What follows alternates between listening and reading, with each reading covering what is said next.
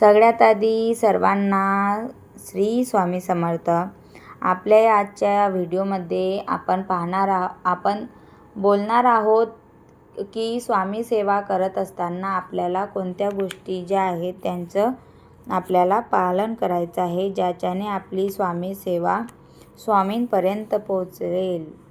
तर चला आपण व्हिडिओला सुरुवात करू. आपण महाराजांची सेवा जेव्हा करत असतो तेव्हा आपल्या ज्या अडचणी आहेत त्या वाढत जातात. स्वामी सेवा करत असताना आपल्याला कोणत्या गोष्टींचे पालन करायचे आहे, काही गोष्टी आहेत ज्यांचे नियम आहेत, महत्त्वाच्या अटी आहेत, त्या कोणत्या आहेत ते आपण आपल्या व्हिडिओमध्ये पाहणार आहोत. स्वामी समर्थांचे सेवा करत असताना, महाराजांची सेवा करत असताना आपल्याला काही नियम आहेत जे कटाक्षाने पाळायचे असतात. तर तेच आपण चला पाहूया.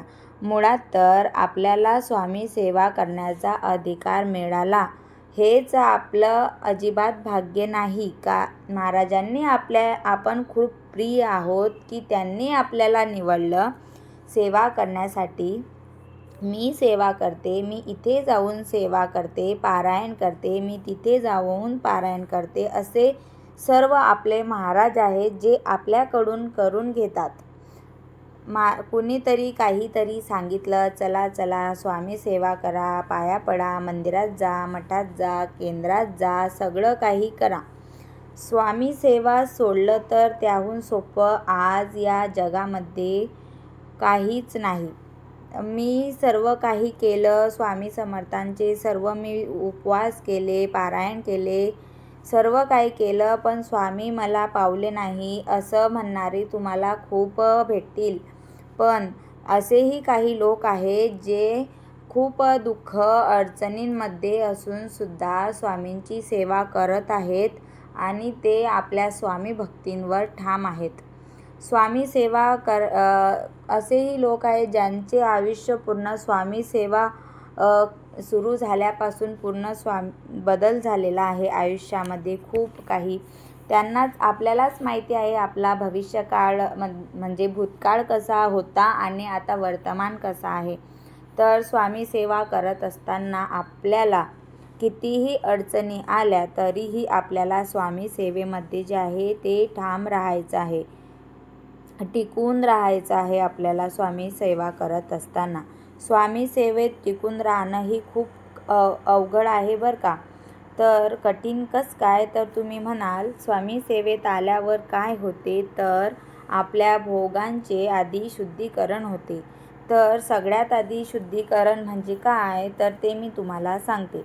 महाराजांची सेवेत येतो तेव्हा खूप अडचणी असतात, संकटे येत असतात, अचानक अडचणी वाढत जातात. तर तेव्हा आपल्याला समजायचं आहे की आपण स्वामी सेवे जी आहे आपली भांडणे वाढता आहेत, संकटे वाढता आहेत की आपली स्वामी सेवा वाढत आहे.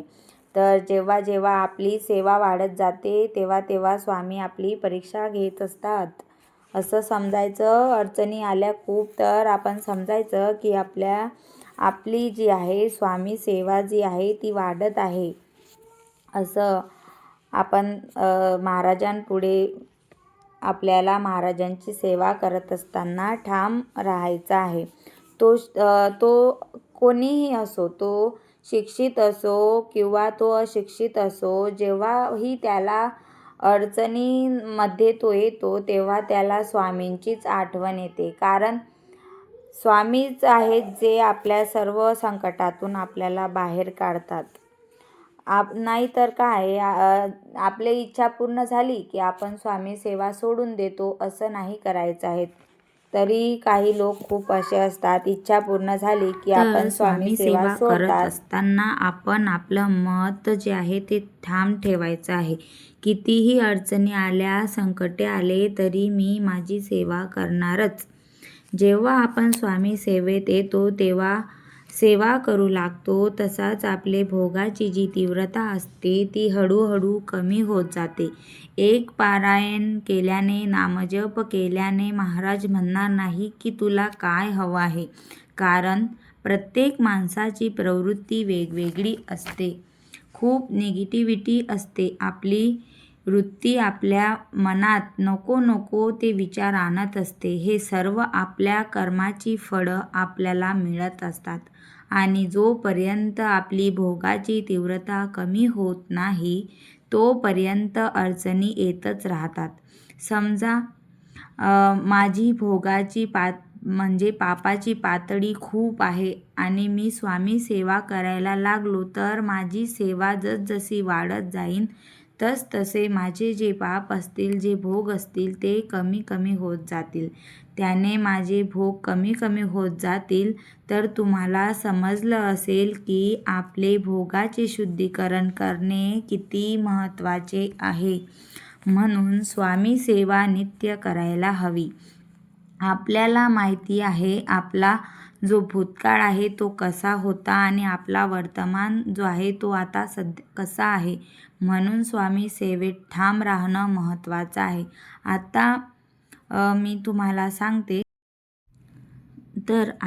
तुम्हाला सांगते स्वामी सेवा करत असताना आपल्याला नित्य सेवा जी आहे ती कशी करायची असते स्वामी महाराजांची. तर तुम्ही व्हिडिओ स्किप न करता नक्की पूर्ण पहा.